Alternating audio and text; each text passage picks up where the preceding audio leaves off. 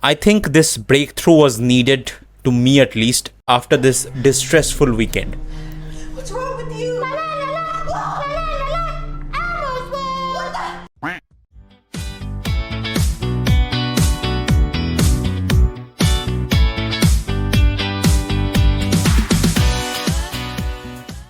I had a very stereotypical mindset around the vampire movies, the same blood-sucking monster with two prominent fangs along with sharp incisors and molars, and being weakened or destroyed by the sunlight. But in the past few months, after watching Nosferatu directed by Robert Eggers and Sinners by Ryan Coogler, my perspective around this genre has changed completely. And that's of course for the makers who have executed these projects with having a sheer quality. Sinners not only showcased the horror portions with the treatment but also made an underlining through the narrative, which is more deep in my opinion, so let's jump into it quickly. This is Point of View and I'll be discussing the good, the bad and the verdict along with the intersection of the main theme in this video, so you can make an informed decision about whether this movie deserves your time or not. This will be a spoiler-full video, so proceed accordingly.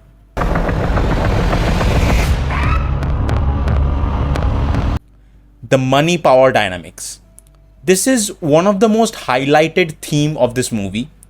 The More brothers, while having the stack of money to buy anything, but they were still being continuously spat by a white man for them being black.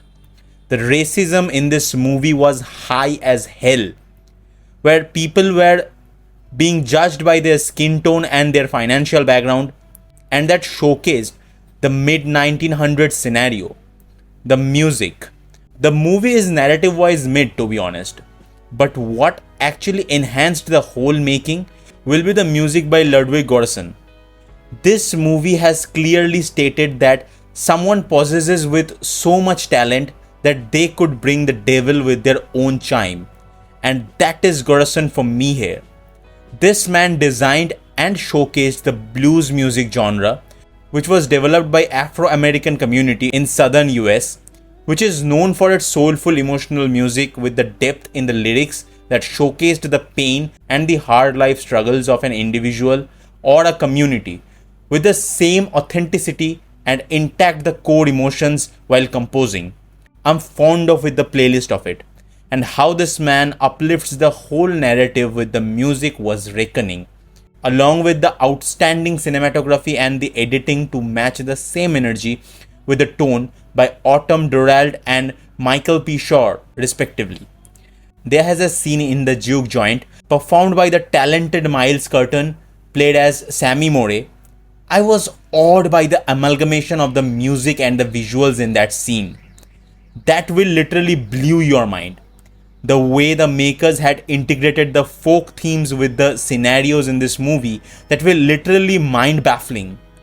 The talent hiring process in the very first half of the opening day of Juke Joint was also very keenly showcased, where you will see the local talents and the personification of money while hiring them, that showcased the financial background of the 1930s. The casting.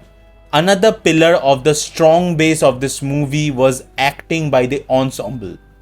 Every single actors delivered an outstanding performance here. Michael B. Jordan as Smoke and Stack as the twin brothers flexed his acting stability, where both the brothers were completely different from each other in terms of mannerism. You will never feel that both the characters were acted by a same actor.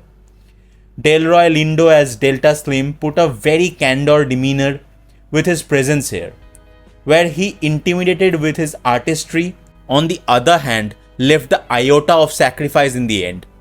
Jack O'Connell as Remick was also at the finest here as the center of the circumstances. How he pulled off the character and staged it was also very appreciable. But among all, the highlight for me will be Sammy More, played by Miles Curtin. That boy just nailed it with his outstanding performance. You will barely blink on the screen presence of him here. Did a tremendous job and acted his heart out. The staging of the scenes, As I told you, this movie is highly based upon execution and the vision of the makers here. And every staging of the scenes, you will remember it for long. No matter it's the talent hunt sequence, or the people turned into vampires, or the musical Decipher, or the war in the climax. You will barely want to skip any once you get into their unprecedented world. The technical prowess in all those scenes were something to be dreamed of in a horror film. And as a horror lover, the making dropped my jaw while watching. Not only being a horror film, this conceals many themes along with the open narrative. The social demography and the racism culture of the 1900s has portrayed here in the most diabolic way, which was true from every point. The social position was not being judged by the financial condition, and being judged by the color of an individual was so normal back then. And the vampirism was not here just to showcase the terror, but conveyed a very impactful message, and that's freedom. Freedom from the judgment, freedom from the death, and freedom from the hierarchy, which has amplified the whole narrative more and made it more broader from the philosophical point of view. I just love the way it stated many themes with a very straightforward narrative without force feeding any statement, which is the writing brilliance by the writer-director Ryan Coogler. I'll look forward to his more projects in the future, as he can chime the same quality in there. What are your thoughts on this movie if you have watched it? I would highly recommend this to everyone, as it's not being a typical vampire horror movie with unnecessary jump scares and stereotypical portrayals. And if you know more of these kinds of films, do recommend me in the comments below and educate me more if I missed anything regarding this movie which was significant to be noticed. I would love to hear them. Thank you so much for watching till here. See you at the point of view.